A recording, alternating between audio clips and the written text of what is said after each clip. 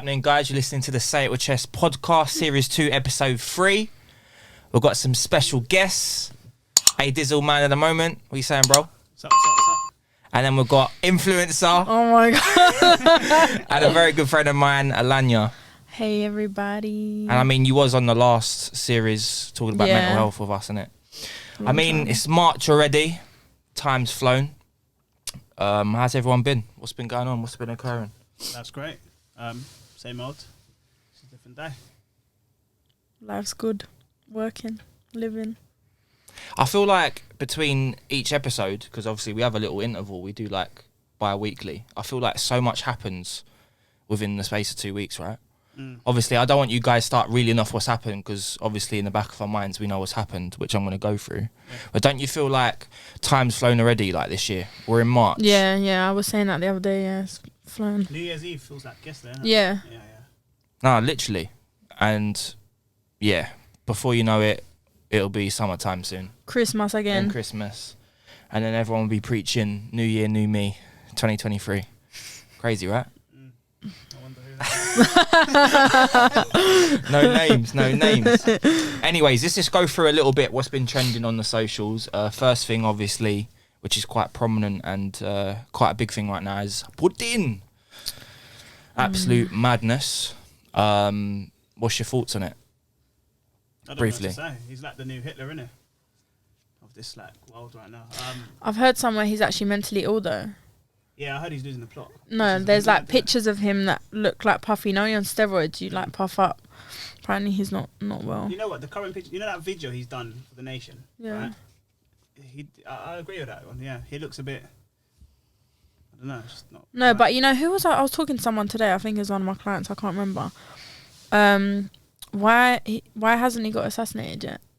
Like, surely someone out there is trying to kill him. You like, know what? Putin or the other guy? Yeah, because apparently he's got loads of kids in that, like, that's the only people that have really access to him because he's got such high security, like, it's hiding somewhere.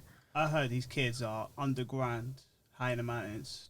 If a bomb or anything went off, they're not going to get killed. Have you seen that photo of him on a bear? Yeah. No. Yeah, That's crazy, right?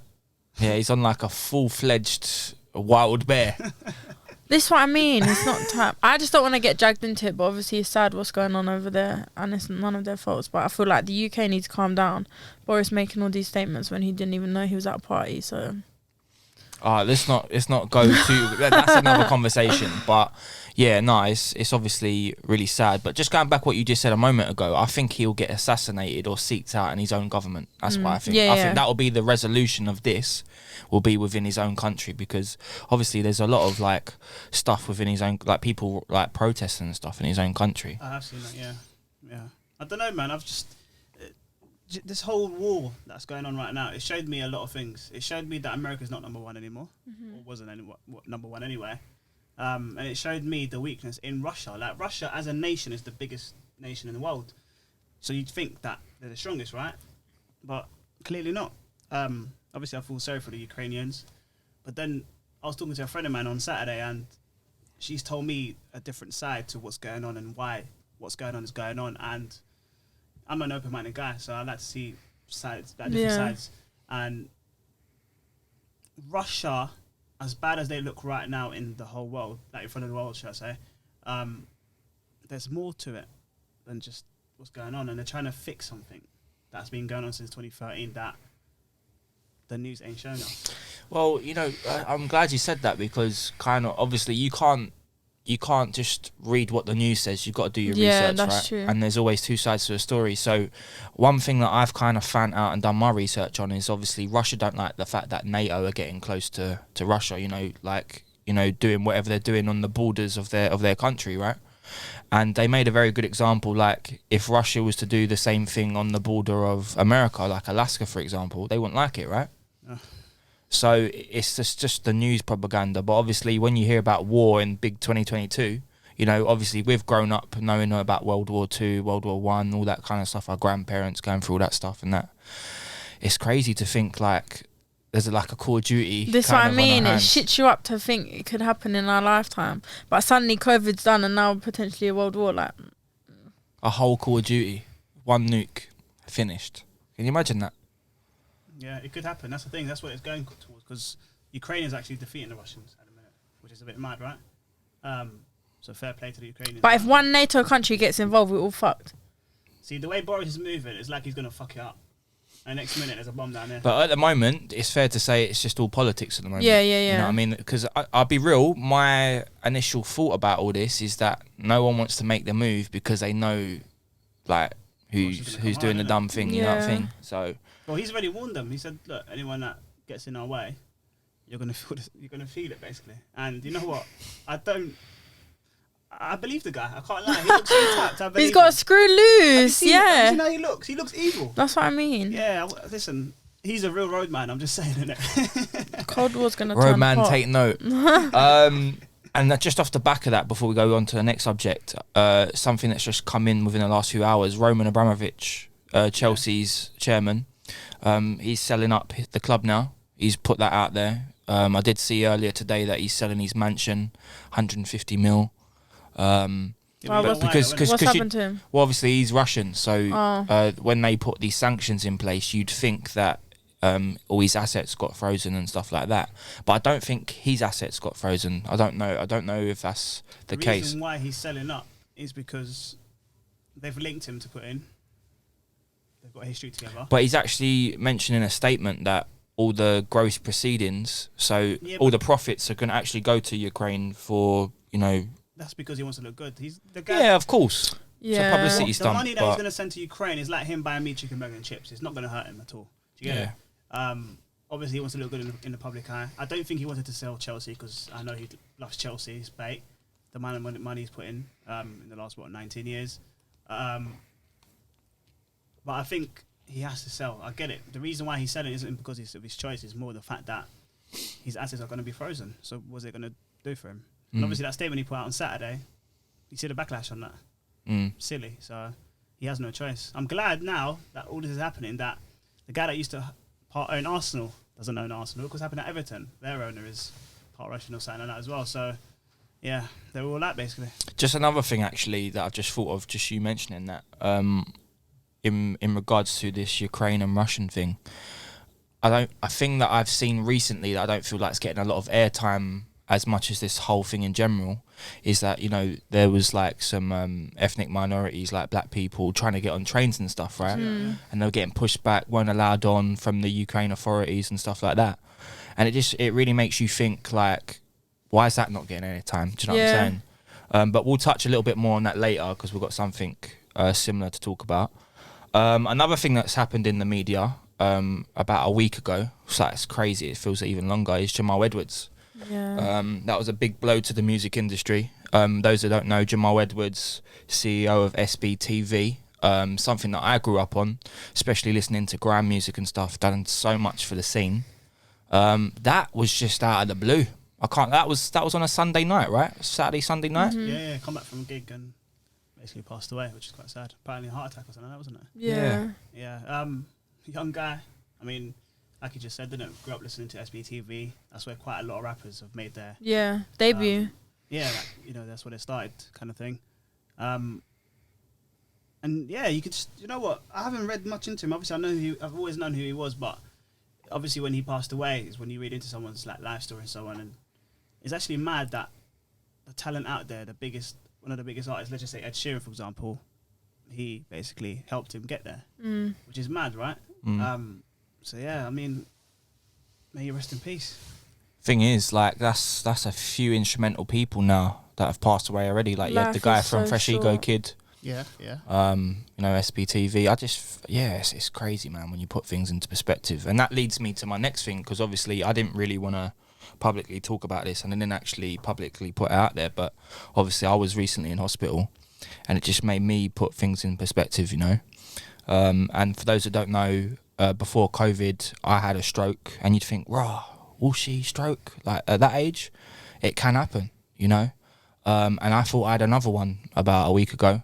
Thankfully it wasn't, but it just, you know, I know it. Sometimes it takes bad things to make people realise, but the Jamal Edwards thing, and then me being in hospital, and then you look at things, you evaluate things, it's just like, wow. Like we really take things for granted. Yeah. Even going back on the Russian nuke thing, right? If they nuked us right now, everything we own, cars, everything, materialistic things, the things that we haven't done to link up with our friends, don't mean nothing. Do you get what I'm saying? So yeah, that's why I feel like you got to live for the moment. Like, would you be happy today if, God forbid, If what Putin was to do that, like, if anything was to happen, would you be like, yeah, do you know what?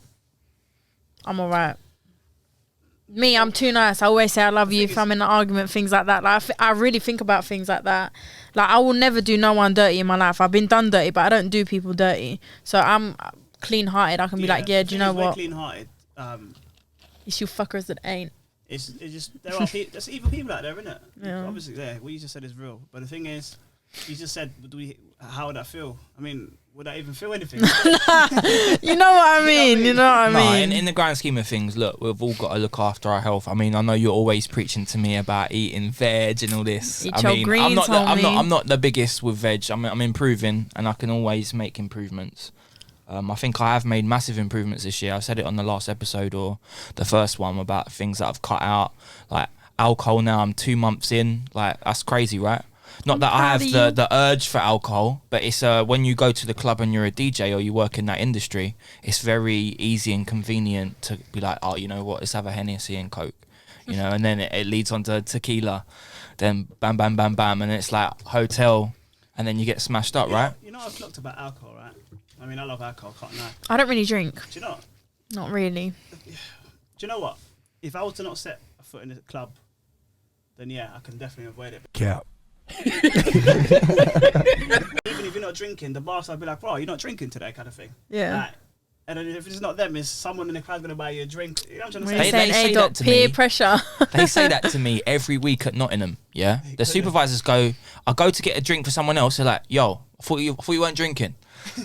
I'm like, I'm not. It's not me. It is mad. But, you know, going back to what you just said about the alcohol, obviously I had a root canal, so I couldn't drink, right? And I saw that. yeah, the worst thing ever. Like, I wouldn't even wish it on my worst enemy.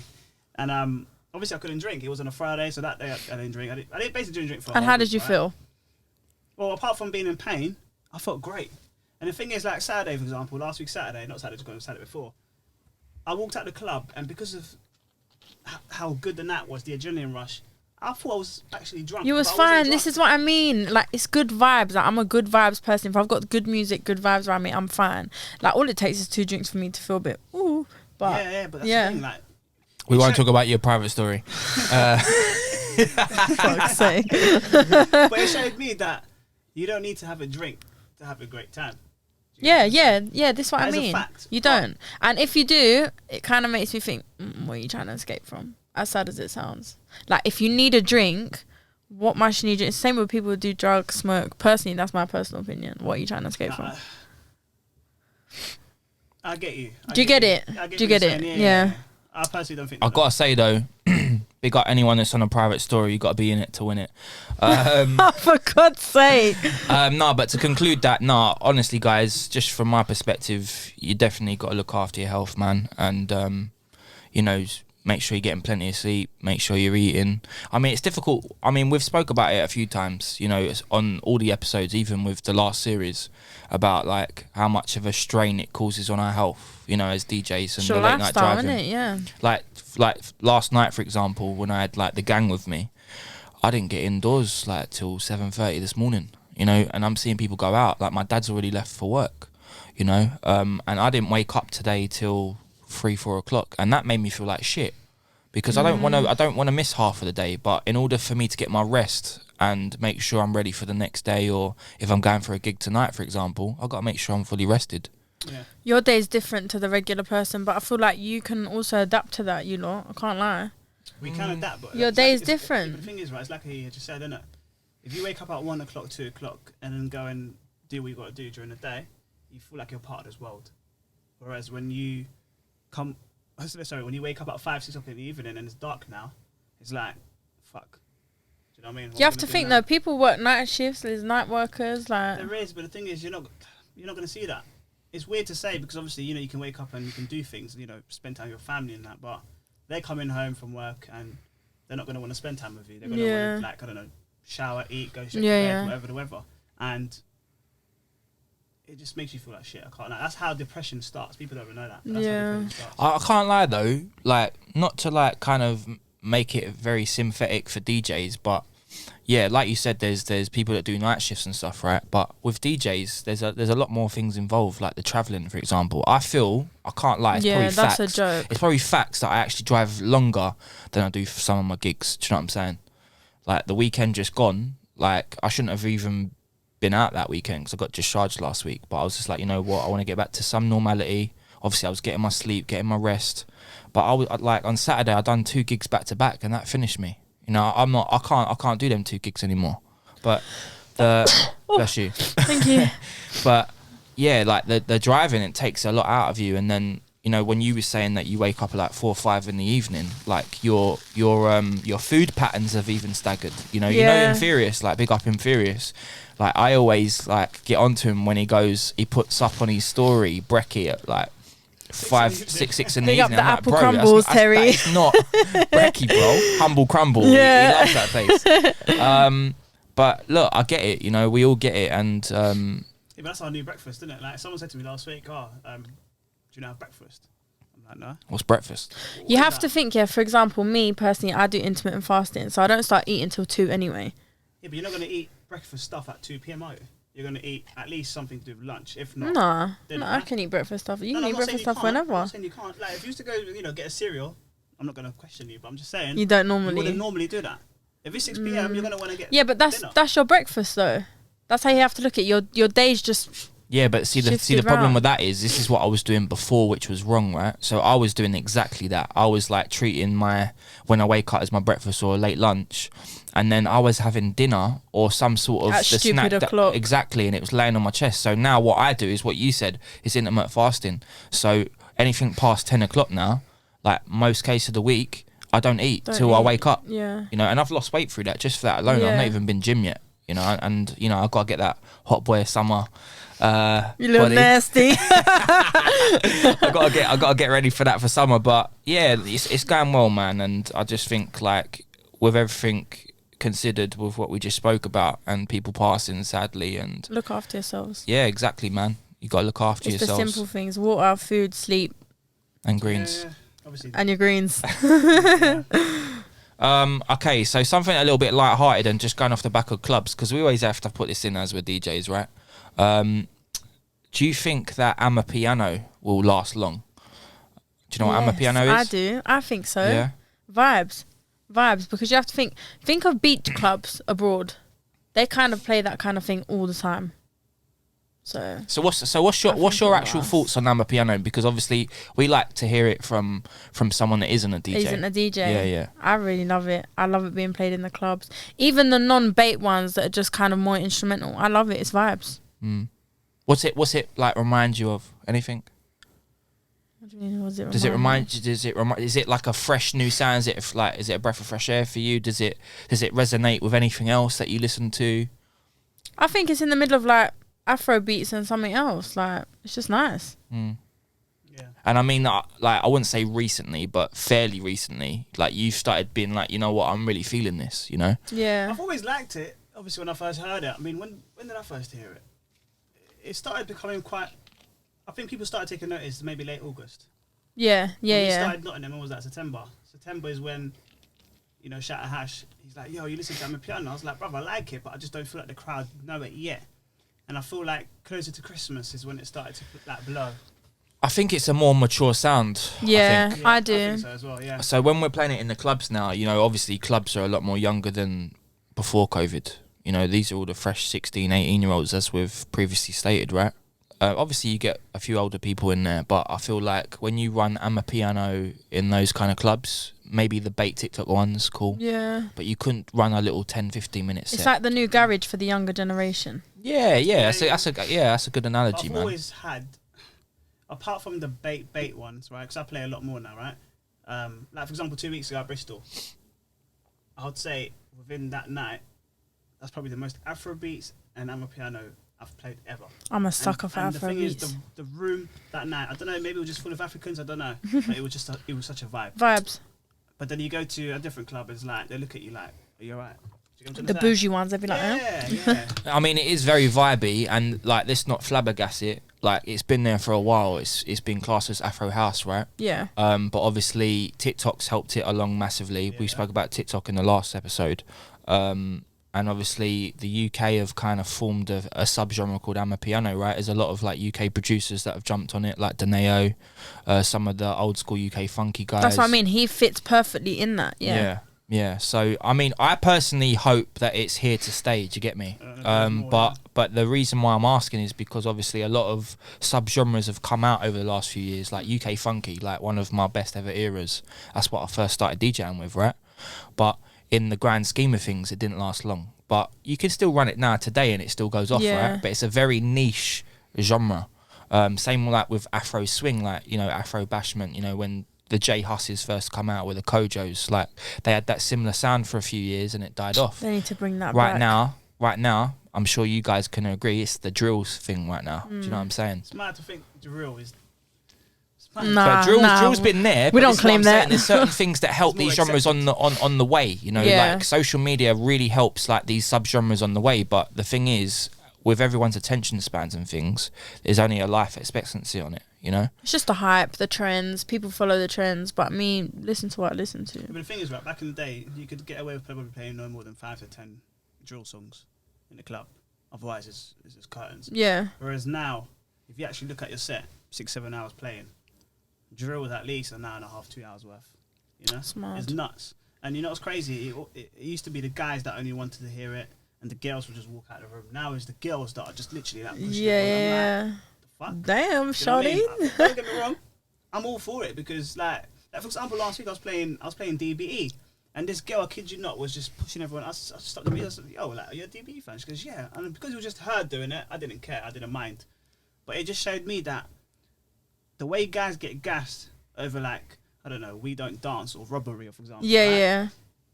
To see a girl get gassed over a DBE tune, it's kind of mind blowing. It's mad, yeah. You know what I mean, what just off the back of this subgenre, what I'm really fucking with right now is that we're playing kind of all sorts of walks of life in the club at the moment. Yeah. Like, you know, I feel like I can't lie to you, like on a big man thing, I've been running banger in the club, you know, and it's been going off. Really? Swear to God. Oh, Swear to God. Like reggaeton, you could play a little bit more now. Like Afrobeats is like, for me, is the best genre right now. Yeah. It is shining. Yes.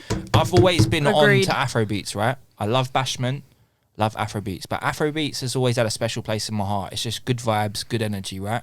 But right now, it's been so consistent for such a long time, even through like COVID. It's not gonna die out. It is literally the one genre that's holding up the clubs right now. Like hip hop's cool, it's filtering through, but the quality's not there. You know, you've got the few tunes coming in like Pushing P and stuff like that, and then your Drake song that comes through. But Afrobeats, yeah, elite. But I'm here for the all walks of life, man, all different genres. Like for the French, like I know you've been playing a lot of French in your set too. Yeah. I like French songs. Yeah, obviously that resonates with Afrobeats too. It does. It's weird. Do you remember when during COVID where people, like when I say people, I'm saying DJs were like, this is now our time to play what we want to play and not what we are forced to play. Mm-hmm. Because let's be real, bro. Like, do you enjoy your sets?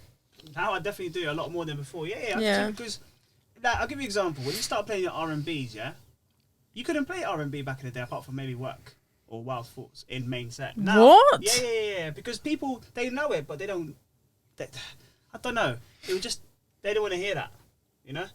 Whereas now I feel like you can literally do a good R&B set main set, and they love it. It actually brings the crowd because together. I feel like then, I mean, not to like lengthen this out, but I feel like then there wasn't a lot of club R&B hitters then. You know, you did have like the go-to, like the Rihanna Works, all that kind of stuff, right? But now you got the Capella Greys, you know, C Breezy on every single hook with other songs.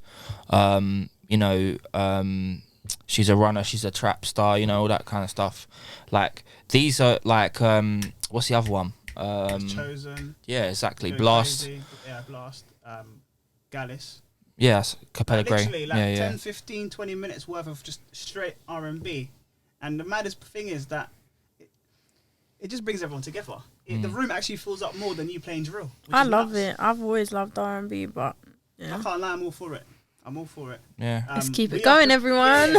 Keep it coming. We keep are it going. playing what we want to play as well. Yeah. That's a big fact, right? So you're there. enjoying your job. Yeah, like obviously we got a job. Our job is obviously to play for the crowd. I don't Yeah. get that. The thing is, you don't want to just play the same shit because you guys want to hear that. Yeah. I want to chuck in songs that you guys may know or not know, but It's a gamble. or even educate you. But now you're gonna know it. You get Yeah. what I'm saying? And the vibe is great. Hold that. Right, cool. So to spice it up a little bit, on last episode we were speaking about ICKS, which were quite funny. I know you said you thought of one since then, which we will touch base on. But I wanted to ask you about ICKS because obviously we want to hear it from a different perspective, right? It's all good. It's all good listening to a podcast with all guys on and just hearing it from a guy's perspective. But we want to hear it live, direct, in the flesh from a female. ICKS for you. Take the floor. Oh shit! I feel like you're ready for my biggest stick. What's your top 5? A man that's in everyone's likes on Instagram. Yeah. Is not okay. Not okay. I feel like there's like stones just flying around right now. It's not, as a female, yeah, and I can vouch, I'll tell you for about 98.9% females here. It's not attractive. It's not. Guys who's on social media, I get it, it's used lot's job, yeah, but you have no business being in everyone's lives. No, as in being on social media, you have to be active. For your job, you have to be active. Same way for nails, you have to be active on social media. But yeah, no, it's really unattractive. I think if it was the other way around, I would probably say that too. Exactly. Yeah. You're showing that you're accessible. You think my man can be accessible and be like, no, that's not okay. So that's top one, number 1. 2, me personally, dress sense. You need to be able to put something together. That's a bit of an ick of mine. And general hygiene, so we'll put that under 1. That's a bit more, materialistic or whatnot, but that's just standard procedure, isn't it? you'd be surprised. Don't stink. Don't come stinking up the place. I can't lie. When I'm DJing and I smell, BO, I can't lie. I'm like, who the fuck stinks? Yeah. Do you know what I mean? Literally. Third Sorry, I've got one. to say it. Third one. You know what? Just going off that though, some people just ain't. They just don't get it. They're just not. The people that get it, They've not got it built in themselves that to have 2 showers a day. That's it. Do you know what? I'm just gonna put it out there. If you don't shower, forget twice. 3 times, go eat shit. You have to shower when you wake up. 3 times a day? That's a bit much. No, it's not. I don't shower 3 times a I'll day. tell you what I do, right? When I wake up, a shower, right? We're talking about full on shower. We're talking about booty wash. Hold on. Let him land. I want to hear this. Go. No, listen, shower. You said 3 times. Let's go because I'm When gonna you pull you wake up on this. Go, run it. He's ready. Right. He's so ready. He doesn't live with me, so he won't know. It's Go cool. on. I know stuff. Let's go. Right, so when you wake up, have a shower. Right. Okay? Cool. Standard. Standard procedure, right? Mm. Before you go out, have a shower. So wherever you're going to go to. Okay. Yeah. Doesn't have to be crazy shower, but just a shower. Okay. That's what I mean. Booty wash. And when you come back, before you go to bed, for me, you just have to do that. You feel fresh. Yeah. Understand? I do Right. agree with. Yeah. Okay. So this is where I'm going to intervene now. Go on. So every time you come home from the club, you shower, yeah? Yeah, all the time. You sure? 100%. So Unless I'm fucked and I'm smashed. Then He's about to call you out. yeah, there's been times, obviously, I haven't showered, not every fucking day, but most. No, of but the you're time. making it. No, obviously, not trying to draw you out like that. Go on. Obviously, I know you're very hygienic and that. But what I'm saying is that you made out as if like 3 showers is part of your routine every day. It is 98%. More or less. I disagree with that, bro. Because there's been a amount of times that you I've got it known from the this club, guy. yeah, because don't forget, like we phone each other on the way back from the club, right? Yeah. Just to like catch up and stuff. And obviously make sure we get home safe. Friends. You know, all that. He loves a conversation, right? Oh no, I know. But bro, I 100% know you crash out. You crash out like straight into bed, bro. Okay, well. Do you know what my things is as a that's girl? okay, innit? I know for a fact Fair I get enough. it. Fair This will enough. lead on to another ick, not just about, I'm not shotting at men, females as well. If you've gone out and you've worn heels and you've got back into bed either without showering or washing your feet, Especially you're when finished. You walk out the club with bare feet, right? you're finished. Say that again? You're actually finished. You've gone on a night out, I have to shower or wash or something when I've come back. Or don't take your makeup off. Make sure you take your makeup off. But it's the feet. You got black feet. You've been wearing heels. I know certain girls fucking toes. Have you ever seen go girls over. post pictures in like in their bed or whatever, and they post it, and all you see is black feet? I'm just like, yeah. What? They haven't washed their feet. They Oh. come out of the club, they walk into the car, whatever. Yeah. Bare feet, and then they get indoors and haven't washed their feet. Leads me on to another ick. Outdoor clothes on my bed. Ugh. Nah. I won't wear the clothes that I've worn out and go sit on my bed. Or even I know people that get into their bed with outdoor clothes. Yeah. That's no one can come and sit on my bed. I think that's very personal, hygienic. Yeah, but what if it's like your friends come around your house, you're gonna let him sit on your bed? He just come from outside. That makes me. No, hold on. So your bed, let's just say you lay this way, right, and they're sitting on the end. Is that not right? No. For real? Nah. Stand. I get people. I honestly you can stand. I wouldn't even bring you to my bedroom. Would you say they're like so far they're like your most severe? My top icks? ones, yeah. Because obviously, did you listen to the last episode? Yeah, briefly. Did you listen to our icks and what we thought? No. Okay. So they're your main ones, yeah. Yeah. You got any more? Nah, that's it really. What's that? 3, innit? Yeah, 3 basically. But the top one is guys in likes. Don't do it. Do not do it. You're out here. Don't do it. Yeah. That shows you're out here because Instagram be ruining shit. Yeah, but if you're single, you gotta be out here, right? Yeah, actually, that's a good question. If you're single, Listen. Yeah, I'm single. Right. I'm not out here in everyone's likes.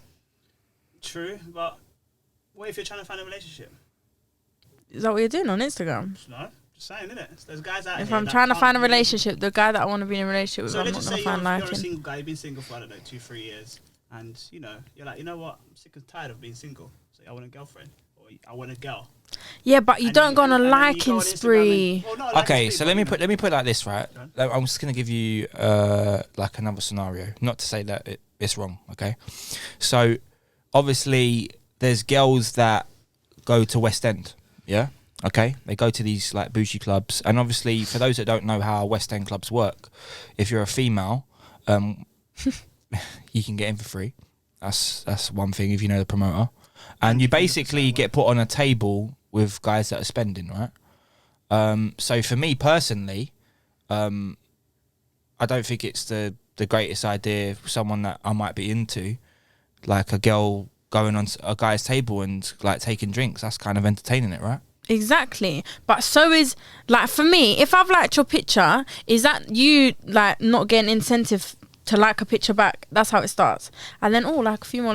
Oh, maybe then I'll DM her. No one is getting a like from me. If you get a like from me, be grateful. But liking a picture isn't always that way. I think it is. In this day and age, it is. It's deep. I think it's deep. If I never knew you, and I don't know, I just come across your picture, and I liked it because I liked it. Does that mean Yeah, you liked it because I'm talking about continuous likes. Like, I'm going down my explore page and seeing liked by Walshy the DJ. There's a few guys, and because like Walshy's obviously one of my best friends, I'm talking to him, so it's gonna come up, isn't it? Liked by Walshy. It's not gonna come up with some other guy, random guy that I follow.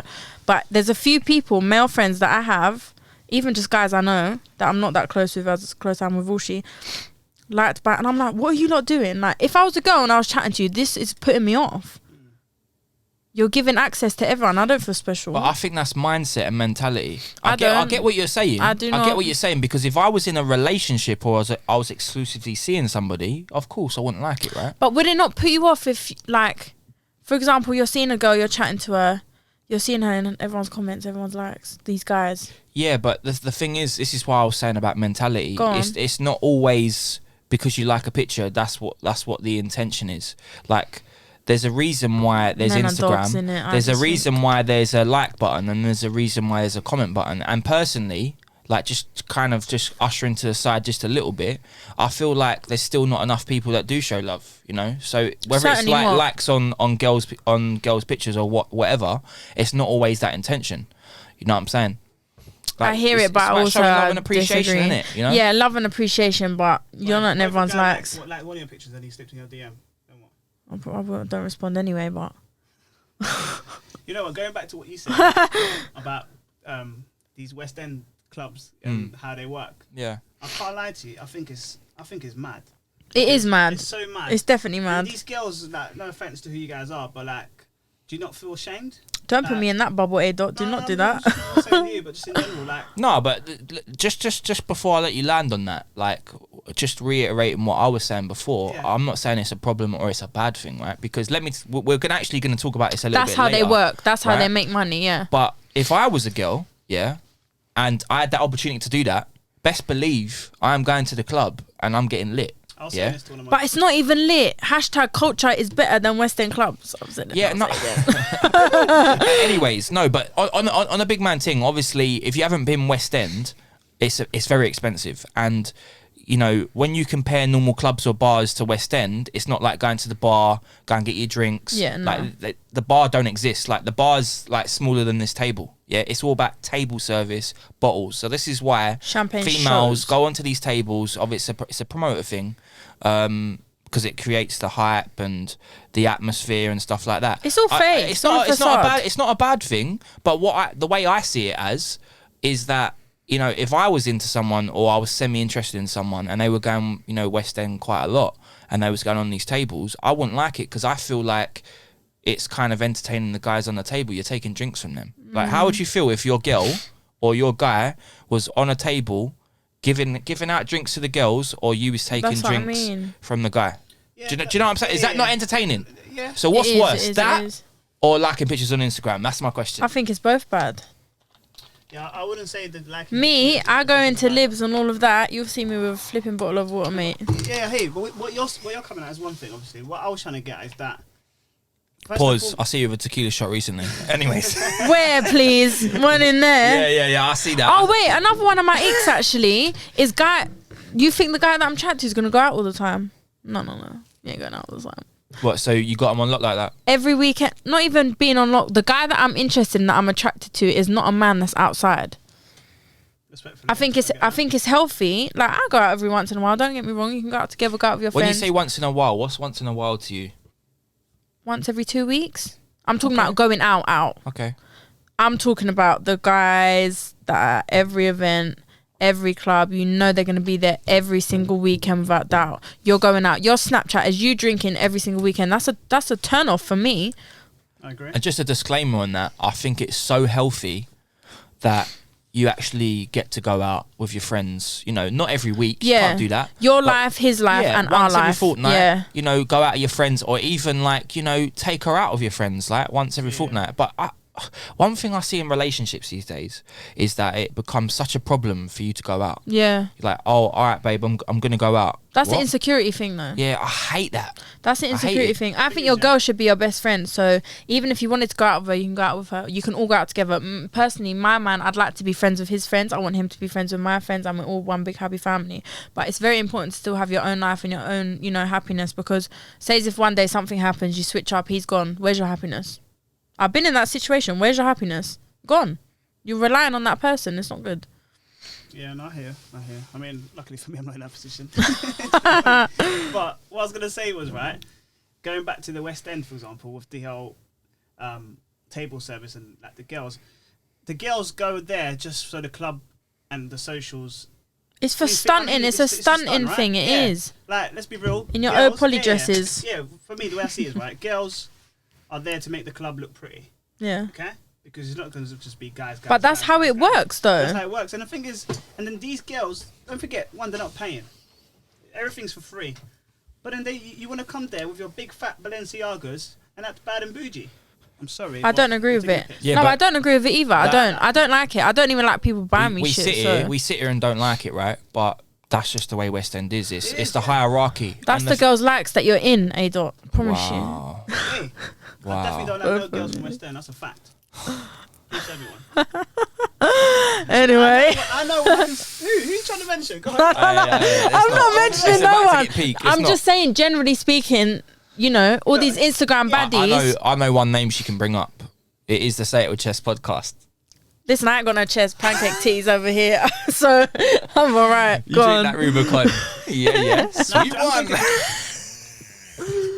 Carry on. No, I can't. It's actually too peak. Sorry, guys. I know it's the Say It With Chest podcast, but I don't have a I can't chest, do you that to lot my might. man. All our friends, basically. Everyone we know. Anyways, I mean, look, we can sit here and talk about West End for ages. I mean, I went actually West End on Sunday after Day and Night, Jack Fowler's event, which yeah? was really good, by the way. Where did you go? And I thought, you know what, I might as well stay out. I don't normally go West End. I thought, you know what, I'm going to put myself out there because West End for me, the way I look at it, it's a networking thing for me. I want to go there and DJ because I feel like that, you know, takes you up in your DJ career. Do you know what I'm saying? They're lacking good music. They're more high profile clubs, you know, and of course I'd love to do something a bit more local. So I just thought, you know what, you know, big up Silk. He's a promoter in West End. He was like, oh, why don't you come out tonight and just make the most of it? I was like, you know what? Where'd you go, Cirque? No, I went. No, Cirque ain't open on Sundays. I went to Wild, which was formerly Drummer. Yeah. Changed so much in there, by the way. Was it not the same anymore? No, they've changed the layout. They've done like a massive refurb. Oh, okay. But yeah, you know, like the music weren't too bad actually. Like the energy's there. I was just there chilling, you know, drinking my lemonade.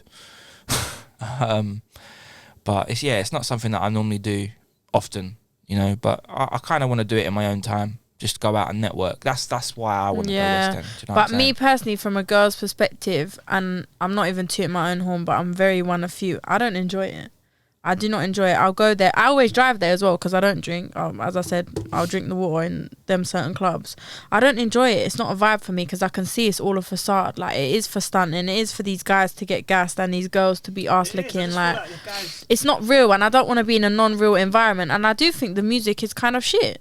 I do think it's kind of shit. They just stick to... I mean, interesting fact trends. Before we go on to the next thing, but from a consumer's point of view, what do you think makes it shit? What's so different to like other events that you've been to or clubs that you enjoy? What, the music or the vibe? The music. You just said the music, right? I just think it's just trending music. Like, it's all Gunna, it's all this, it's all that. Like, it's not... But is that not what you want to hear in the club? Like the current stuff? Yeah, but it's all just hip-hop, current hip-hop. That's all it is. I can't lie. On Sunday, obviously, it's very similar.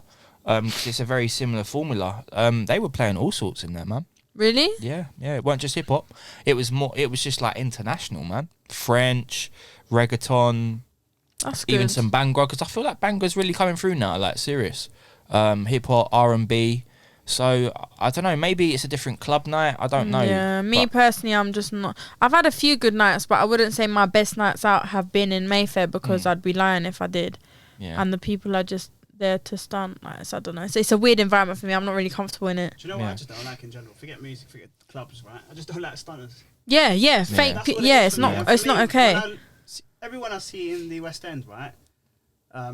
Whether that be guys or girls, it's just like they think they're better than everybody else. Because you're in the West End. Because you're in the West End, because you're wearing a pair of Balenciagas. Like, yeah. Do you know what I'm trying to say? Just be humble yourself. Be yourself. Yeah, but the difference is, listen, like everyone's got an opinion on everything, right? So obviously, if your opinion's of that, fair enough, you're entitled to that. But let them stay over there, and you stay over there. But that's the normal now. That's what people are striving to be like. Young girls, like I've even had, I don't know, 17, 18-year-old girls message me like, oh, I saw you in, like, you went to Libs or you went to a club. Where was that? How do I get in? Like, this is what they're striving to be because they're seeing it. They do, like... But you know what? I think it's exactly that. I think it's the buzz of like not having it. Oh wow, it's a West End club. Oh my god, she went there. Like not having it available to you. Like, you know, when you go to a normal club, you buy a ticket and you get in. Like West End, like there's a queue. You have to wait for a while. Even if you're patterned by a promoter, you still have to wait outside for a bit, like till the promoter patterns you to get in. I think it's the buzz. It's a bit like, you know, when I started collecting Yeezys, I never liked Yeezys. Never liked the look of them, anything like that. But the buzz was getting up at 8 in the morning to get a pair of Yeezys. Nah, look at you. And I swear to God, I'm just a Yeezy advocate now. Yeah. You know, but that's like West End. I think it's the buzz, it's the exclusivity. Because they do have something to offer different to other clubs. You know, when you go Cirque, I mean, I haven't actually been Cirque, but... Cirque is good. That's one place which I say was good. The things they put on, like all the weird shit, like... It's different. They're doing different things. Like, you got to admit that. You know, it's two different kind of vibes. You know, people go there, spend more money than sense. That's just the way it is. Yeah, knowing your vibe. I do that. You stay in your lane, we'll stay in ours, kind of thing. Yeah. Listen, I'm not sitting here trying to be a hater in it because I don't hate on people. I just look. Forget clubs in general. I just don't like people that think they're better than everyone else. Simple as that. I agree. It's not a nice trait. It's not a nice trait. And just to conclude that about vibes, I actually just want to add something in. I actually did a brunch on Saturday for Hursty. It's an event called Love You Better, something that you would really enjoy, and a lot of people that I know. Basically, it's like an old school R&B hip hop event.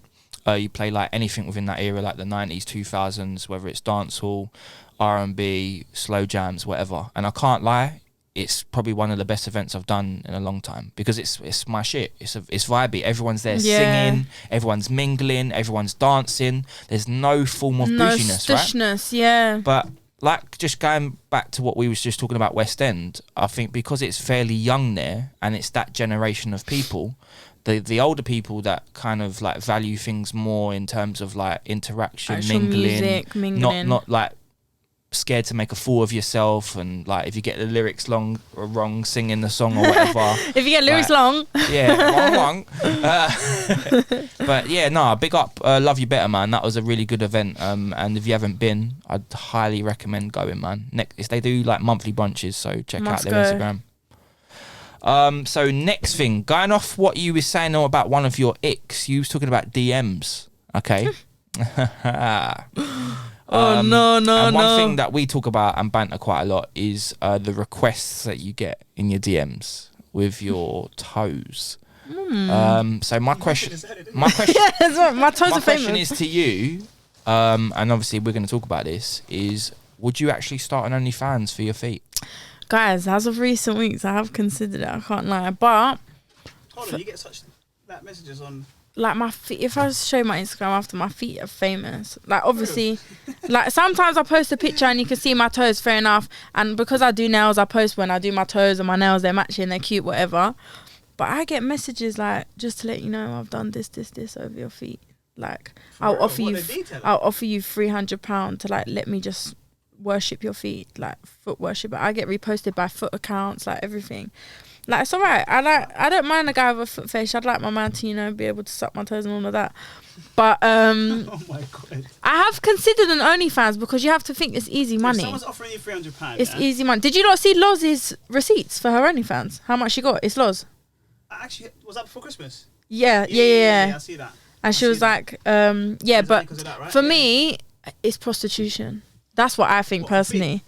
Yeah, because these men are outright telling me that they're busting their nut over my toes. So that's what they're doing. So I think it makes me feel a bit uncomfortable. A couple of years ago, someone DM'd one of my female friends and said, "I'll pay £1,500 to record you taking a shit." I swear down. The way you said that so calmly. People have strange fetishes. Each to their own, innit? I don't know. Right, just deep it. But why did you have to say that like that? He went all quiet as well. He's like, "I'll pay you." Hey, just said to me, I couldn't breathe. I couldn't breathe. I was like, "What the fuck?" I was like, "So what did you do?" She goes, "I ignored it." I said, "Are you dumb? It's a shit. Take a shit." You do that Take your shit. Listen, it's not offering me £1,500. No, like I'll shit 10 times a day.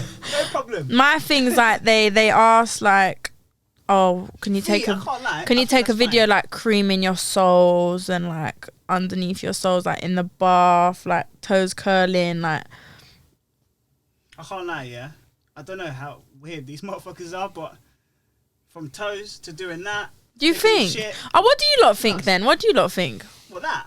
On a girl, if your girl was doing that. I can't lie.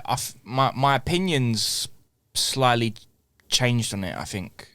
Before, when OnlyFans first surfaced, I was like, it's pretty much like porn, innit? Oh, like, yeah. I mean, each to their own, innit? Like, no shade thrown. Everyone's got a hustle. Yeah.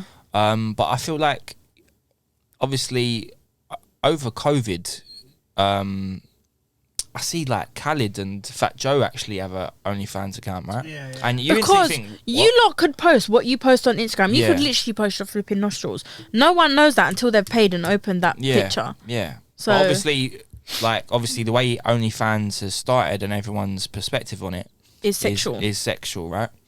But obviously, people use it for different reasons. But my opinion has definitely changed, because if I was seeing someone or I was with someone and like they were messaging my girl about her feet, right? And she's getting money for that, for her feet. Get your bag. You're on that. Get your bag. Yeah. Take me for a Nando's, I don't mind. On you, babes. You know what's crazy though, yeah? Like, if you actually deep it, forget OnlyFans for a second, but if someone's just offering £300 to do a minute's worth of content off your feet, Can't lie. You're doing it. You could So potentially just quit your job by doing Should that. I just do it? Yeah, 100%. Yeah, I can't lie. You gotta take advantage of the moment, man. 100%. I've always said, yeah, that females, when it comes to, obviously, it's always the guys that are the ones that are, you know, sexualizing them in a sense that they're asking for feet pictures, for example. Right? Yeah. But often stupid money. I don't think you'd see a female do that for a guy. You wouldn't. Right? No. So for me, if I've actually asked myself this question. If I was a female and I was getting all these offers, left, right, centre, about my feet, for example, would I do it? 100%. So, I mean, I'm not here to tell you what to do, innit? You're just a friend, but go for it. If I back my feet out right now, I'm joking. Earlier on in the podcast, we were talking about, you said about racism's kind of like creeping up again. Obviously, just to add on to that, it's not gone anywhere. It's still very, very prominent. It comes up in all shapes and forms. But leading on to what we're about to talk about now, you actually said this to me before the podcast. You actually was saying that it's slowly creeping up, and especially how people are comfortably asking for certain songs. And I've actually got a story to start off with, and then Was we'll that lead your on. story I saw that on? They typed it out? No, that was mine. Oh, it's yours? Yeah. So I was at a club. Not going to say where it was. Say it with chest, bro. Can't do that. Don't want any shade on the club. Go on. Obviously, it's not that deep. But long story short, I had a white girl that literally just come up to me in her notes and was like, "Can you play N in Paris?" Obviously, that's the Kanye and Jay-Z song, right? So obviously, me being someone that's quite educated and, you know, well aware of the word, and not to be using it freely like that, because I don't want to insult anybody, especially when it's not my privilege to say it. I was like in shock. So I said, "Hold your phone there," and I actually videoed her, right? You went like that, innit? I was like, yeah, but I was so in shock, right? I could not believe it, because it was more like she didn't know what she was doing. Yeah. They're But not, yeah. I'm sorry, I've got to say this. In this day and age, 2022, you cannot tell me nobody knows not to say that word. Because when I play Freaky Friday, when it goes, "and I'm that," yeah, I see so many people, especially of white or someone of a different ethnicity, that knows not to say it. They mute their fucking lips when it comes to that sentence or any other word, right? So when this girl come up, I was just like, don't play dumb. Like, how do you not know that you should not say that word? Yeah. But she come up, she was smiling and everything when I was videoing her. But it's funny because we was talking the other day, and someone you know from the States, right? Yeah. Was saying their point of view on it. Yeah. And how it's... Yeah, so basically I've got a friend in the States, big up Sunny, and I was actually telling her about this situation, yeah, because obviously the way we see things and the way things run in the States is completely different, right? Yeah. Like, I'm always talking to her about day-to-day life and how things work, and she was saying that the M word, like, it gets rung quite a lot, like, and no one thinks a word of it, like, By the Caucasians. yeah. But she said the only reason it gets let run is because the white guys that are part of the block, they allow that, yeah. But anyone else that says it, like, you know, like someone from Wall Street or something like that, right? You can't run that, you know. So when I was like kind of referring it back to what I'm used to and everything that I know, I was just like, with this girl, I videoed her and she was just there laughing and stuff. So I actually went on the mic and I outed her on the mic, yeah. And everyone was just like laughing at her. Some people like were throwing some like miserable faces and whatnot. But I was just shocked. I couldn't believe it. And I know, I don't know if it was with you or somebody else, someone actually popped up in DMs and was like, "But that's the name of the track." Fair enough, right? Cool. How else are you supposed to say it? I mean, I just say Paris. When I say Paris, Jay-Z, Kanye, you know what track I'm talking about, right? So I thought, well, there's the go around with that. So you can't really say that. But I was in complete, utter shock when she come out with that. And the way people say it is like, in Paris, like they shake their head or Yeah. to make you aware. Yeah, but you don't have to do that. You don't Okay, have to... coming off that and you saying you outed her out, if your friends or someone you know was being racist or saying the N-word or something, how would you approach that? What would you lot do? I would personally... I believe people should actually get cancelled for that. I can't lie. Yeah, no, definitely. I mean, for me, you know, it might be a bit funny coming from my perspective because I'm not black, you know, and I've not gone through that struggle or whatever the word means, like when you go further down the generation of the lines of the word, okay? But obviously, respectfully, me having friends of being black and being heavily into the culture with the music that I play and, you know, my morals, everything like that, I just know it's wrong. So if my friend actually come out and said that, I'd tell him that shit can't run. And if I ever hear you say that again, you're done. You're cancelled. You know, you give them a warning, like, because obviously it's not always about cancelling out people. It's about educating people and making people learn. Some people don't know. If it's a continuous thing, that girl might not have known. Fair enough, right? But it's still wrong. Yeah. So I just, that was like a little warning for her to make her realise, shit, did I fuck up here? Is what I'm doing. So wrong, that's what I would do with my friend. I would like be like, yeah, that shit can't run. Luckily for me, I've not got any racist friends, but I've got white, I've got black, I've got Indian, I've got everything. Right? But you've got some like white friends, right? Obviously, I know them. Don't know them like name for name, but you went to school with them. They're from your area. Yeah. And they look quite cozy with you. Have they ever dropped the M word? I've known them for 20 years, and no. But there's just no need for me. The thing is, I know it sounds like you said, didn't it? Like in America, if someone's from the block or they've grown up together and, you know, they're saying a word to their black friend, it can run. I mean, I have seen it run in this country too. I mean, if my friend said that to me, would I feel some type of way about it? Potentially no, but then it wouldn't still be right to say, if that makes sense. But going back to that girl, like you said, maybe she either was aware or maybe she wasn't aware. If someone, for me, the way you know, told me the story, and she was smiling and everything, maybe she wasn't aware. No, but you see, I'm sorry, bro. I've got to say this. I feel like Walshy is deep, but it's also not that deep in some circumstances. No, I feel you on that. But what he just said there, with how heightened social media is nowadays, yeah? Like, Twitter's brutal, yeah? Instagram too, yeah? People get bullied on it. You know, look at fucking Caroline Flack, man. She got bullied and shit, and look what she did. Look what happened, you know? Right? People get fucking bullied because of this shit. Yeah, but you can't tell me in this day and age, people don't know whether that's the right word to say yes or no. Do you understand? Yeah. You can't tell me that. I'm sorry, you can't. You cannot play dumb. Unless you live in fucking Cornwall, mate. Yeah? Where you're fucking well fucking out there, where the Cornish pasties are, mate. Yeah? You cannot tell me if you're in the suburbs of the M25... yeah, or in London, or going to a club where they have an R&B room, which is the go-to room. Yeah. You cannot tell me that you don't know whether that word is right or wrong. Yeah. You can't tell me that. I'm sorry. My thing is social media, going back to that, it doesn't matter where you are, what you are, you're hearing about racism, and the culture of the UK right now, it's a lot of Afro beats, it's a lot of rap, and what's that come from? Black culture, even the hairstyles, the nails, everything. You know, you need to appreciate that. So I think being educated is one thing, but also being a bit arrogant to it is another. Yeah, but I feel like, like you said, being educated. I think that girl is educated. I mean, I don't know who she is, but I would personally, let it slide. Not letting it slide. I would have probably done what he done, but I would have probably done it privately. Yeah. How can you do it privately in the club, bro? I'll tell that girl to come here and I'll talk to her directly. I ain't got time for that. I would. Are you mad? I feel like, that's what I mean. It's deep, but it's not that deep. Come let her know. That's the first warning, yeah. For me, look, she didn't just say the word. She said it in the context of because of a song, yeah? One, I've got to think of that. Mm-hmm. Two, I've got to think of the fact that she's smiling on her face. Clearly, she doesn't know much. Might be drunk. Might be drunk, whatever. I mean, I'm not condoning the fact that she's drunk, which, you know. But in the way it happened, I get why you did what you did, which is fair enough, which is acceptable.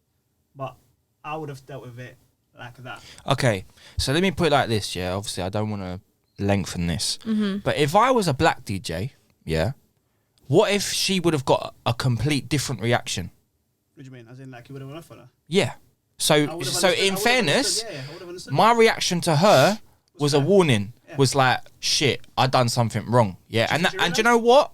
In all fairness, it's not really my place to do it. But you know why I do it? Because it's the right thing to do. Yeah. Do you get what I'm saying?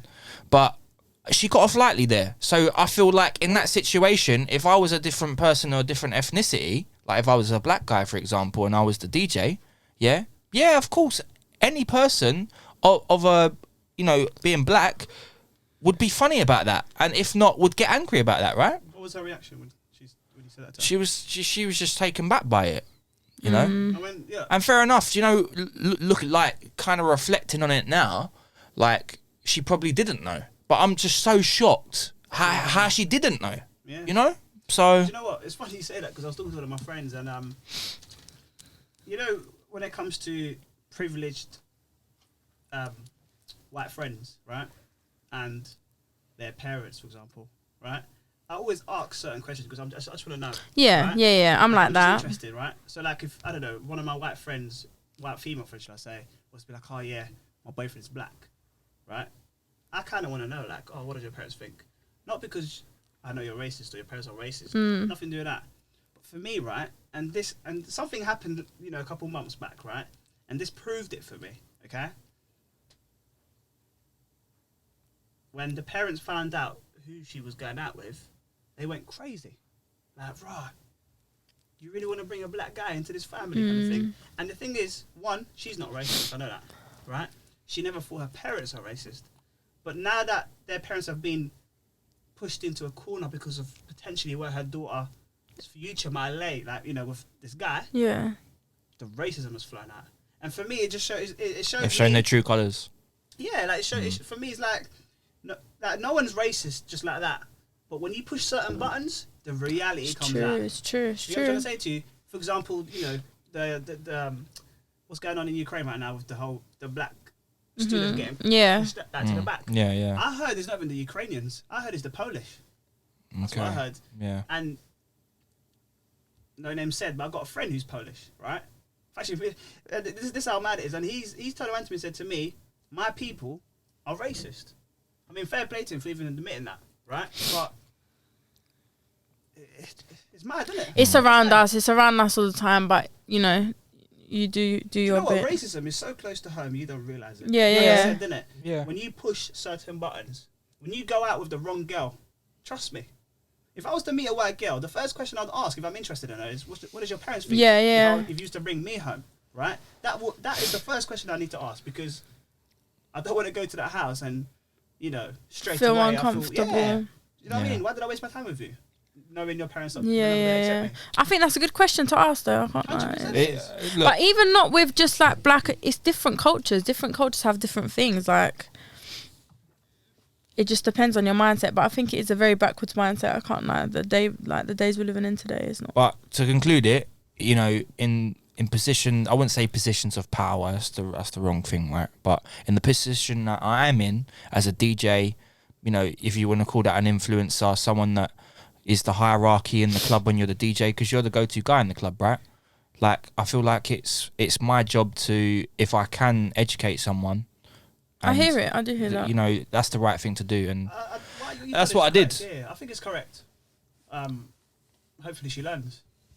anyways, that was quite mad. That subject, that's quite techie still. It's a subject you can talk But you about was talking forever. about Twitter, yeah. I'd like to just add something. Have you not heard of what's going on with Big Sean on Twitter? No. Have you seen it? No. He posted his piece on Instagram. Oh, him getting head or no? That was No. Nelly, That was Nelly. He posted, Big Sean posted his piece on Instagram, Why? comparing it to the size of a Nintendo Switch on his close friends on Instagram. For real? And it got leaked and now it's all over Twitter. Jesus. Basically, the moral of the story is, if you've got a close friends list, you need to reevaluate who's on your close friends list, because that's a bit mad. Big up Big Sean for that. He's Big Sean. He's defo Big Sean. I can confirm. He's Big Sean. Anyways, let's move on from that. Something that you've also brought up, Adot, recently, is that obviously COVID's coming to an end now, right? It's been a bane of our lives in many shapes and forms, in our individual lives. It's a worry now. And the crazy thing is that no one ever thought they'd see this day come, right? But it also feels quite weird, because something that you mentioned, which we was debating about on the phone, was about people that are vaccinated and unvaccinated, right? And at one point, like, people that were vaccinated had a bit more freedom than people that were unvaccinated. Yeah. But now, Look at us. Look at us now. Now COVID's come to an end. We're all the same. It's an even playing field, right? It's the same thing. So it makes you think now, like you said, why the fuck did we get vaccinated in the Are you first place? vaccinated? I'm boosted. No, I won't He's go into. boosted 5G, mate. I won't go into my opinions on that. Right. From when Can't you all see? this- Look, he's got 5 bars. I can feel it. You're shedding on me. Say this, right? Say this. When this whole pandemic started, right? And they were talking about vaccines. Like, look, we got into lockdown. What, late March? They just say April 2020, right? Yeah. By that summer, the first vaccine or whatever started to get rolled Roll out. out, yeah. Right? And I was like, rah, how are they just making something up on the spot? And now what, we got to take it because apparently it's going to help us. But you know what? I was so up against it. I remember I was talking to my mum, I was talking to my nan. And Have they had it? who? Your mum and your nan? I'll get to that, hold on. So I was like, no one's going to take it in this house. Like, fuck that. Do you know what I mean? And me, I'm open-minded. Like, I listen to everything, not just from my views only.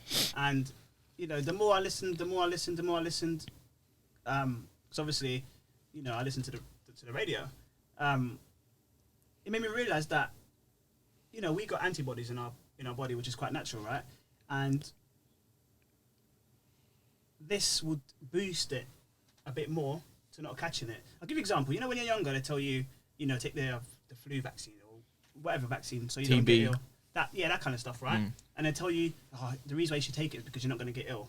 Well, no, we still do get ill. It's just it won't hit us as hard. So when that got compared to this new this vaccine, it changed my mind. I was like, do you know what? Cool. If it's going to boost me a bit more, and if I do catch it, it will not hit me as hard. It makes sense. Again, I came home and spoke to parents about it. My nan. I was like, do you know what, nan? Because it was hard for me. It was so hard. I couldn't see my nan. I couldn't hug her. I had to look up. Yeah, but you downstairs. couldn't do that because they're telling you can't do that. I get that, but the thing is, the way COVID was and what we thought of the way I think of COVID now is completely different from What it I was think in of the COVID back beginning. then. That's true. And It's the last true. thing I wanted to do was hurt. Like, my nan was always saying, "Oh, why don't you come and see me?" But at my right nan risk, didn't yeah. understand this. I had to explain to her, look, it's not because I don't want to be around. Because imagine seeing your nan all the time, so now you can't even touch her. You have to look. Same. You have to look at her from the window. Sad, That hurt me so yeah, much. You know what I'm yeah. trying to say? So for me, it was like, cool. You take it. Then my mum takes it. Then when my time comes, because it was coming down on Yeah, thing, yeah. right? Then I take it. And I said to my nan, I said, look, I am not going to walk into your house, right, until I take my second one and I wait a month. Right? That was September just gone. All right? But And does for- that not make you think though? it hurt me, Like, because think about it, 2 years. Every time I go I'll do her shopping, right? I had to leave on a doorstep. I told her, count 10, then come out, kind of thing, right? Like, that's how mad it was. So to then now hearing that, they're going to abolish everything. pissed before- you off. before forget that. The part where they said, listen, like, if you're vaccinated, you can have privileges, i.e., you can go to the club, you can Yeah. you can go on holiday, whatever, right? And all the people that were unvaccinated couldn't do that. Okay, fair play. I think that's fair. It's a fair thing to say. But then now, where they're saying we're going to abolish everything, and this is the part that really got me. They said even if you've got COVID, you don't have to self-isolate. So what You the lot fuck been did we played do for like the last 2 years? Are we taking the absolute piss? muppets. I ain't gonna lie. I'll tell you what I've been offended about, and it's just going off what you said about your nan, right? Obviously, with elderly grandparents, 2 years is a very long time. Yeah, especially Precious time, yeah. Exactly that. And I've gone from. I went from seeing my nan quite regularly, being able to go to her house, have some dinner. She'd come over to mine, because that's what you do, right? Look after your It's a nan grandparents as thing. they get older. But then when COVID hit, and then obviously you had to keep your distance because you just thought of the worst. And then now it's like them 2 years were just complete waste, right? But going back on what you said about the vaccine, and me and Alanya, we've spoke endlessly about this. Yeah. Debated a lot. So, I was the same way about the vaccine at first. I was a bit skeptical because there was a lot of negative propaganda on it, on Insta, right? But then the thing is, when you don't look at Insta and then you speak to people on the front line, you get a different vibe, and they tell you how it is, right? And then seeing it firsthand with my dad, there's still answers that I haven't got answered. It's just confusing as fuck, especially now things are coming to an end. It's like, how did my dad get so ill then? Why didn't I get ill? I was right next to him. I was seeing to his needs, when he was in bed before he went to hospital. Why didn't I get ill? Why didn't my mum get ill? Why didn't my sister get ill? Why did my dad get ill? Because my dad don't normally get ill like that, But for him to be put in a coma for almost 3 weeks, it's like, the fuck, how did that even happen? And now we're here, you know, thankfully he's still here. But there's just questions that need to be answered. And for it now just to be gone like that, now everyone can go on holiday. But before it was all limbo, like, oh, you need the COVID passport and like restrictions to go to the club and go do certain things. I don't know how I feel about it. You know, obviously I'm glad that things are coming to an end, because it's been a horrible 2 years, not just for myself, but for so many people, not seeing their family. Like, some people have even lost people, not because of COVID, but they've not been able to see them, you know. Even if they've died of COVID or not of COVID in hospital, you weren't allowed to go to the hospital, you know. People that 2 giving years, birth, when you think of 2 years, 2 years is a long time. I know time flies, right? But I just don't know how to feel about it. Do you know what winds me up, right?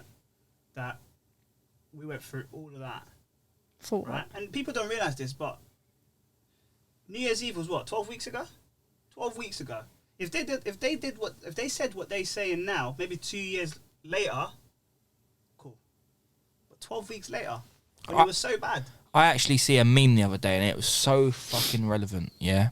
Obviously, we've had this COVID bullshit that's happened. It's fucked everybody up in. That is the right word, bullshit. It's been flipping bullshit. It is, when you look at it in different aspects, must I say, right? But the meme said was like, shit, first COVID, now World War III. Yeah, because we're on the verge of that. It's true. I just feel like right now we can't even catch a fucking break of peace. I just want to go fucking sip a pina colada on the beach. Before, yeah. What was life before, innit? This is what I mean. Taken for granted again. This is why you need to do shit that you want to do, because you don't know what's around the corner. After this war shit, they might bring out something else. It's funny you said that, because I see a meme, was it yesterday? Of Prince Charles talking to Putin, like a picture about, yo, like, this is the perfect distraction, because obviously he was under the cosh, wasn't he? Literally like 10 days ago. So it's a bit mad. But then I saw a meme yesterday and it cracked me up, where the police are on a boat. I must have put it on my socials, obviously, watch it. Oh yeah, I seen it. I saw what you put. Yeah. They're looking for COVID. They can't find COVID. Guys, I think it is. We've been played. We've been played like puppets. It is. You need to think government, politics. It's all a big thing. But what you said earlier about like having negative things, I thought it was shoved down our throats majorly on media. I was seeing TV adverts of, if you have the vaccine, you can now hug your loved ones. Like, they was trying to brainwash everyone. You weren't seeing, there was protests going on, you know, about not being vaccinated, not letting your kids get vaccinated in London. They were never showing that on the news, ever. Think of all the Black Lives Matter protests. Were they showing them on the news, really? For me, got ushered under the carpet. Yeah, exactly. There was a propaganda. There was a motive. Exactly, it's not right. So they are the people in power are playing us. Not take it? Because obviously, me and Walshy, I know he's taken it. Well, I think we've taken it for the right reasons. For me, the reason why I've taken it isn't just to protect my family, but because I'm going to be in the clubs and it's a hot, sweaty place. People are always there, just breathing, whatever. For me, I didn't want to bring that home for my family. That's why I took it. Okay. I'm going to assume you took for the same reason, really. Yeah, that was my second. But you know, you talk to most people, they're just doing it for ease, because they said we couldn't do this, we couldn't do that, we couldn't go on holiday. I'll give you an example, right? Everyone in my family's vaccinated, but my little brother isn't vaccinated. My uncle's not vaccinated. I asked them, why are you not vaccinated? I thought you guys are being stupid, right? They just don't want to be vaccinated because they don't believe in this, right? And fair play. You know what? Now that we got to this stage, you're seeing it. I want to shake their hand, because I'm like, maybe you are right. Yeah, but the thing is, obviously, in the heightened moment. In the moment, you don't know. I do understand. Like I said before, I was kind of against it, because what I was seeing on socials, right? But then what happened with my dad? You know, I wouldn't wish that on anybody. I can easily tell you now, like, it was the worst time of my life. I know people say it and go, oh shit, I went through some shit and it was the worst time of my life, but it was literally the worst time of my life, yeah? And I wouldn't wish that on my enemy. It was horrible. So for me to prevent that happening to myself or any like member of my family, I felt like it was the right thing to do. In the back of my mind, whilst I was getting the vaccine, I was like, fuck, because it was giving me anxiety, right? You see all this shit on socials, like with vaccines kind of doing different things to people, you know, disabling them and stuff like that. That was in the back of my mind. But yeah, that was my first primary one. And then obviously in the industry that we're in, where you go in clubs and there's all germs and shit, that was the second thing. I didn't want to bring that back home. Do you think if your dad never got COVID, do you think you would have taken it? I think it would have been a very different ball game. 100%, yeah. You know what's funny? I said I'm going to take it. Convinced my mum to take it, and I take it, right? Do you know how I took it for the first time? You know when they text you and they tell you to come? I didn't do it. And I remember my mum was like, "Oh, could you take me to go get my second vaccination?" I was like, "Yeah, cool, no problem." And she's like, "Oh, they were doing walk-ins. You want to go in?" And I was like, "Nah, not really." Do you know what happened? And that's how I got my first one, and then they come in at Tesco. The vaccine centre or whatnot was held in like the gym nearby, and they just come in there. I was like, "We got 5 spare shots. Like, who wants to take them?" For real? Just dishing them out. Yeah. My thing was, my mum was against it. At first, she wasn't, because again, the media, everything was scaring her. She was making us flipping wash our, packets of food we was getting, washing our tins, everything. Yeah. Spray. Don't come in the house with your clothes when I walk on. in my house, right, during COVID, all I hear is my mum's like, toilet. Yeah. Literally turn right straight away. And then she kind of become more switched on. Now, she's maybe a bit extreme at times, but I do get where she's coming from. So that made me think more. And then I was like, wait, I've got a heart condition, so I was classed as vulnerable. So when people could still go to work, I had to stop working because they was like, you can't get it. No. I stayed at home, whatever. That was all right. Sunny, whatever. Went back to work now. It's fine. Yeah, funny that, isn't it? They flip that switch. Sunshine. But it was just health reasons, really. I didn't know what was in it. I was seeing and hearing things like even normal vaccines before affecting your fertility and things like that. Like me personally, I'd like to have children.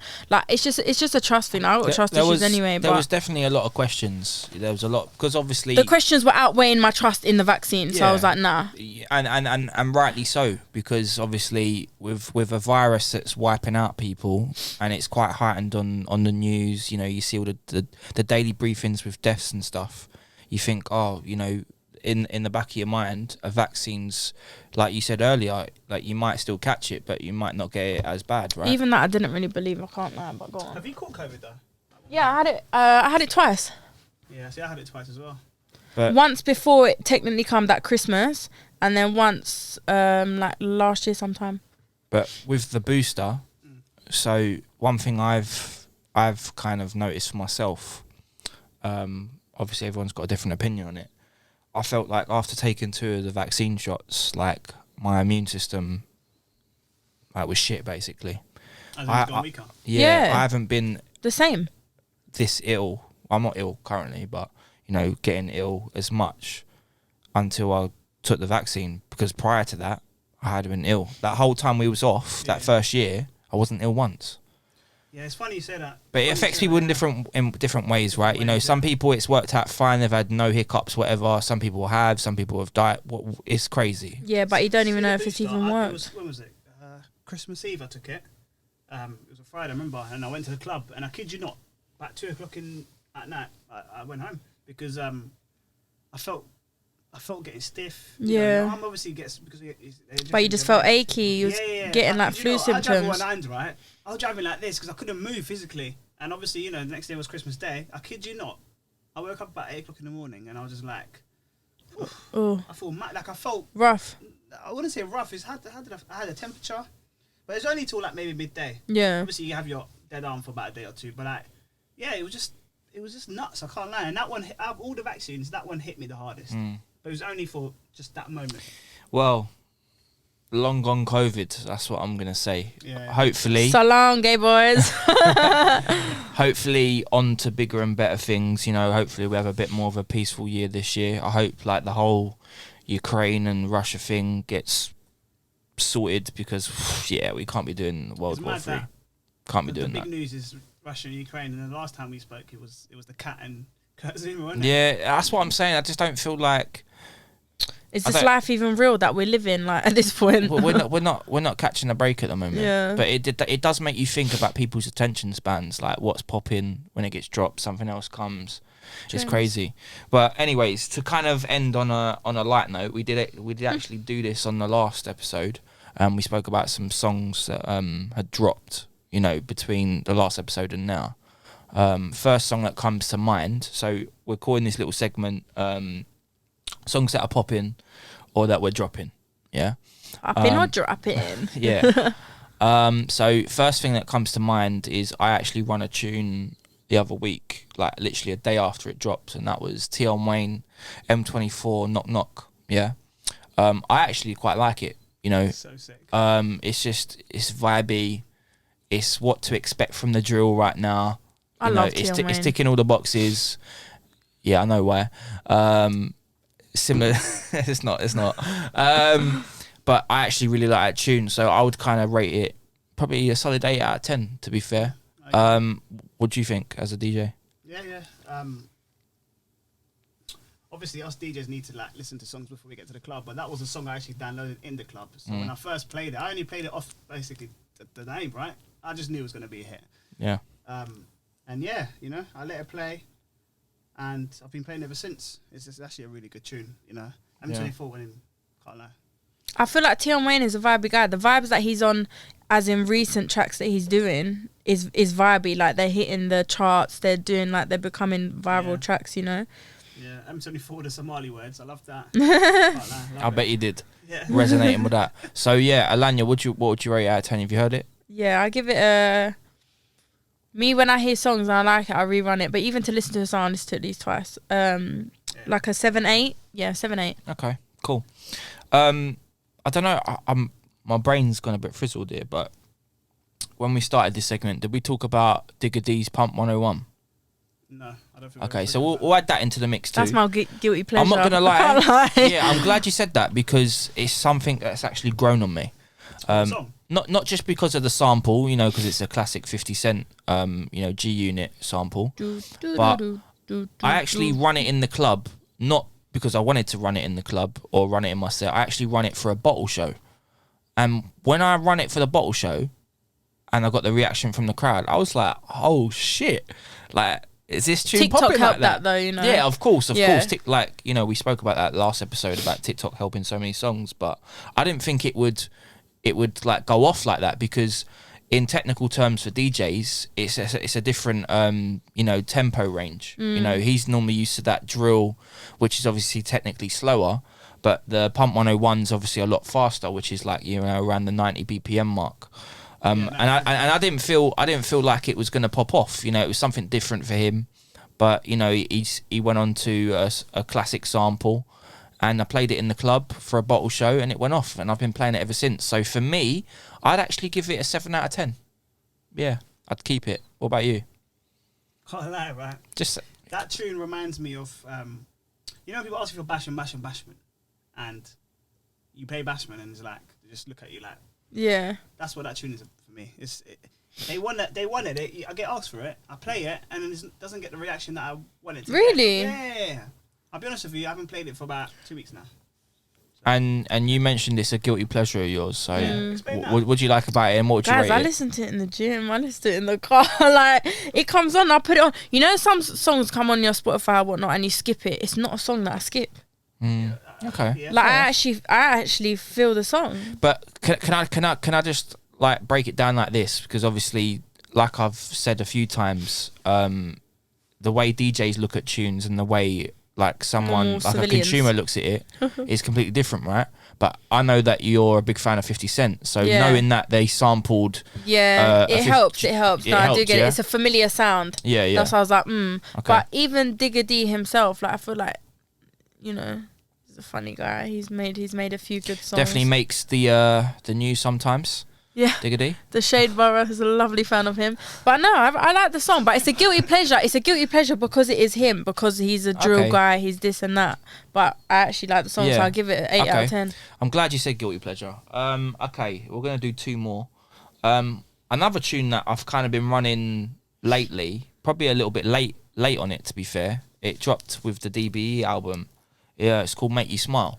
I like that song. So I actually got that requested quite a lot from people in the clubs. I was thinking I haven't heard that on the album. I'll give it a run. I was Really? like, can't really play that. But then one week I was like, you know what? I'm gonna run it and see what the reaction is. And I've never looked back since. That's funny you say that because they've been playing Yeah. it more often on the radio now. The last 2 weeks. Yeah. So I think they're going with this tune as a single from the album. Probably is. But I actually like it. It's a girly song, isn't it? Yeah. It's got that. AJ Tracy's It's on got it, that right? Ladbroke Grove kind of that's what it vibe. is. You know, that garage, that the fast pace. Like, Listen, let me tell you, I went to Dave concert the other day. Out of a handful of songs, that Ladbroke Grove one when AJ Tracy went off the most. I was loving it. I was feeling it. I actually quite like it. So I'd probably rate that a 7.5. What about you? Have you spun it in the club? I've not spun it in the club, but I've heard it. Put it in your set, bro. You're always saying, send me your set, bro. I want to see what you're playing. Yeah, played it in the club. Play it in the club. Play it in your set, bro. Record it and be like, you know what? Yeah. It went off. 100%. Yeah. Remember, I co-signed you on that, yeah? Yeah, same way Who Wants Smoke come from me. But Oh, yeah? Yeah, I'm just saying. Oh, yeah? You know what? Funny you say this, right? Do you remember the Okay. other day we were speaking about, I wonder when you downloaded it. Mm-hmm. Do you want to know the date? October the 27th. Last year, yeah? Last year. Cool. Do you know what? After the podcast, I'm going to go on my laptop and we'll see. And then we'll come back on the next What podcast. we betting? and What talk we about betting? it. What we betting on that? Dinner. Yeah, cool, man. Good kizzy. I know you lot love that. I love that. Oh, is that opening Green Lanes to that? I think I know might have you to lot run love that. Green Lane's always open. I Yes. give it 8 out of 10. I really like that song. Yeah, nice. Solid. I really like the song. Yeah. Cool. You know what? One more. Any suggestions of a new song recently that you like and just want to get an opinion on? Skilly Bang, not hard Who? song. Skilly Bang's got a tune called Not N-O-T, not. Okay. I haven't heard that tune, so I can't Yeah, I ain't relate. heard it. No, we need to Okay, I'll check. Do you know what? I'll put that on my. I've got like a little download list on my Spotify. I literally put that in there. That's my download list. So I'll check it out. Please, bro. All right, cool. On a side note, before we do the last track, any of you's heard of Central C's new project yet? I've seen a lot of people talk very highly of it. Right. Yeah, I've listened to it yesterday. Thoughts, briefly? I think whoever's whoever's produced it, fucked up. It doesn't sound crisp. No, I mean that. Central C, because he's come out with all these one singles, hits here, there, TikTok's blown him. I think to come out of an album, I don't know. Do you know Okay. what it is, right? We listen to music, or even when we record a mix, not in our houses, not with our headphones, because it's the car, right? Yeah. And for me, you can hear it in the car. It doesn't sound. Don't sound right. So it hasn't been mixed and mastered properly, you say? That's quite interesting. I'm going to listen to it because obviously all the other tunes that he's brought out have been 10-10. Right, Yeah. So last tune, kind of going to take it away from the UK vibes, and it's starting to grow on me. I can't lie. Can I guess? Go. That Shensia tune What Shensia tune? What with Megan? with Megan. Is that the way? No. I've got an edit of that, and that's better than the original. Oh so let's not my talk, god! We spoke about that last yeah, week. you lot was chatting about that. It's cancelled. Let's not talk about that. Yeah. That is Open your mouth. cancelled. That is. Anyways, on the hip hop vibe, Jack Harlow, Now Tech. Have you heard that tune? See, I don't really like him. No. Rings a bell, I don't know. I don't It's really starting. like It's him. starting to grow on me, and I'll tell you why. Because like with the help of TikTok too, right? Yeah. So I mean, if you haven't listened to it, check it out, mate. yeah. But I'll give it a 7 out of 10. But yeah, that concludes the tracks. We're gonna wrap up the podcast today. Been a very, very interesting podcast. It's been good. It's probably been our longest so far, hour and a half. So, guys, I hope you've been in tune with it. Like you've had a cup of tea and some snacks. One last question for you: who's your favourite DJ?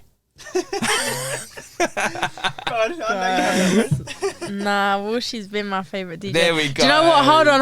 Let me just say this. I tell other DJs, I said this to you the other day, Walshy is the best DJ that I know. Obviously, I don't listen to you as much as I listen to Walshy because I support his shit, like, die-hard fan.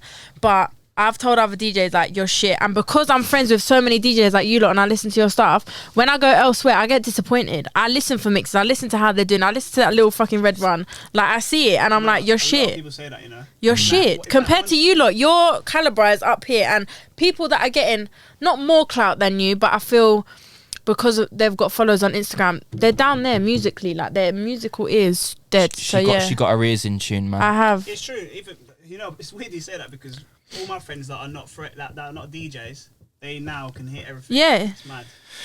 Right, well, thanks for that. I was love that. But no, Grow your head it's a been bit great, more, guys. mate. Quickly, very, very quickly, socials, what's your Instagram? At DJ Adot, so DEEJAY ADOT. Cool. And Miss Influencer over there. Follow me, guys. By my feet. At Alanya Jaffa. Alanya DJAFER. Cool. So that is a wrap. That's the Say It With Chest podcast, series 2. Do you not want to plug yours? No, that's cool, man. I'm all over it. He's already in everyone's likes, so you I'm the don't need it. face. He's in their likes. It's all right. Wow. Anyways, but no, thanks, guys. Thanks for joining me. It's all right. Wicked podcast. Guys, make sure you subscribe. Episode 3, series 2. We'll be back very soon. We out, man. We're logging out. Gang.